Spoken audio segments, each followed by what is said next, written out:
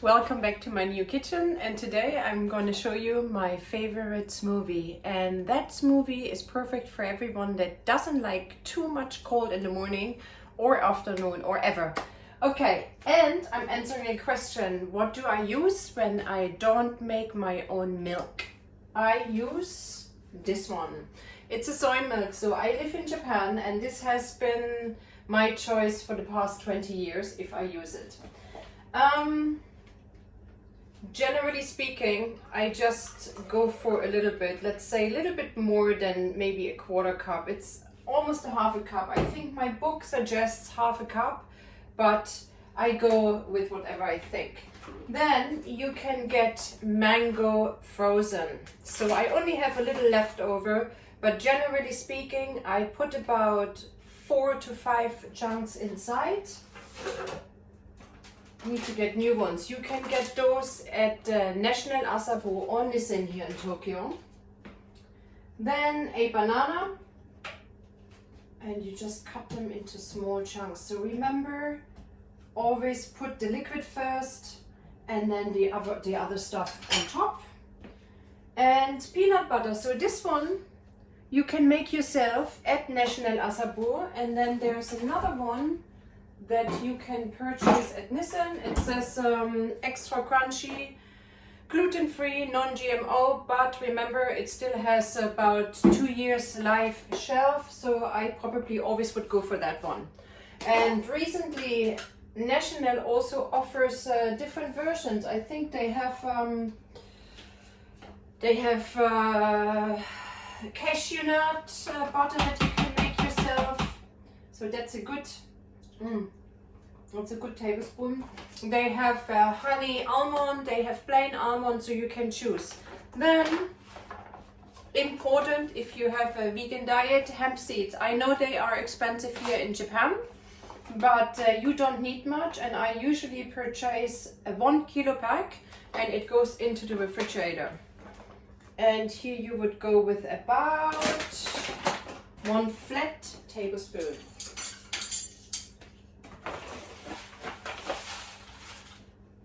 That goes in there. And last but not least, my favorites. So I put those ones everywhere. So I love cayenne pepper, I love black pepper. Don't overdo it. You just want to have a hint, just a pinch, like so. And also be careful. Sometimes cayenne pepper can be less strong or strong, so always try before. And black pepper. So this boosts your metabolism. Having said this, of course, you need to keep a sort of balanced diet and exercise, so that works. And recently, in my smoothie, pink pepper. I love pink pepper for many years, and it's another one that I put almost everywhere. Okay, so that would be my stable. And then make sure to a little bit shake it. Now,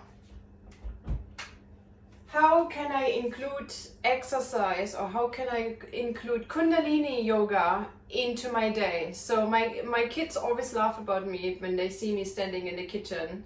And I'm going to show you what I'm doing, okay? So while you're waiting, you can work out your arms. I'm going to do with you for 40 seconds Kundalini yoga arm circles. And I will apply a gentle breath of fire. If you're familiar, you can do that. Otherwise, just long, deep breathing as usual. And then I'm gonna hit my, wrong program. No, we need the smoothie program. Gonna hit here and just go.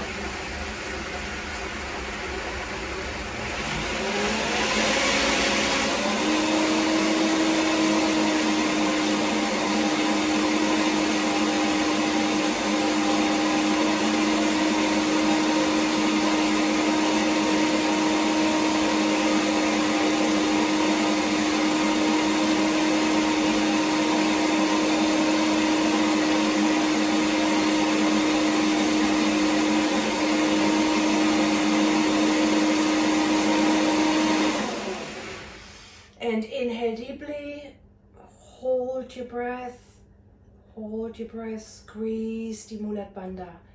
So this is one of the exercises I like to do in the kitchen, and then we are sweeping through the electromagnetic field. Now you can either pause the video here and enjoy your smoothie. Just know that you can do the same when you clean your smoothie with the cleaning program. Or you can have a quick look. This is my book, Raw Vegan Recipes for Everyone. That's the English version. Nihongo mo arimasu. In Japanese.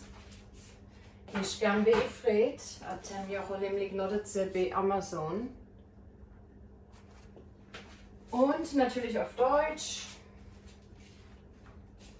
Gibt es auch auf Amazon. Okay.